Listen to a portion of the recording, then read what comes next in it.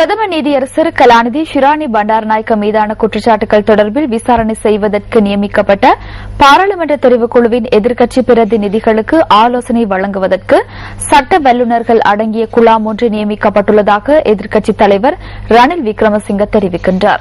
பாராளுமன்றத்தில் இன்று வரவு செலவு திட்டம் மீதான குழுநிலை விவாதத்தை ஆரம்பித்து உரையாற்றும் போதே எதிர்க்கட்சித் தலைவர் இதனை குறிப்பிட்டார்.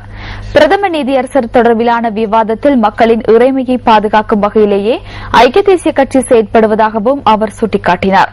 இதேவேளை இதற்கு பதில் அளித்து பேசிய சபை முதல்வர் அமைச்சர் நிமல் சிறிபாலடி சில்வா தற்போதைய அரசியலமைப்புக்கு நாட்டு மக்களின் ஆசீர்வாதம் கிடைத்துள்ளதாக குறிப்பிட்டார். அதன்படி விசேட பாராளுமன்ற தெரிவுக்குழுவில் உள்ள உறுப்பினர்கள் அரசியலமைப்பின்படி செயற்படுவார்கள் எனவும் அமைச்சர் நிமல் சிறிபாலடி சில்வா தெரிவித்தார். நாட்டு மக்கள் சுகபோக வாழ்க்கைக்கு தயாராகிக் கொண்டிருப்பதோடு நாடு ஏழ்மையை நோக்கி செல்வதற்கு காரணமாக அமைவதாக பிரதி நிதி அமைச்சர் கலாநிதி சர தமுனுகம தெரிவிக்கின்றார்.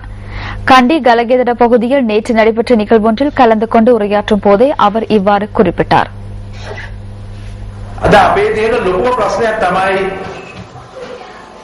எந்தவித வரையறையுமின்றி நாம் சுகபோக வாழ்க்கையை நோக்கி செல்வதே இந்த பிரச்சினைக்கு காரணம்.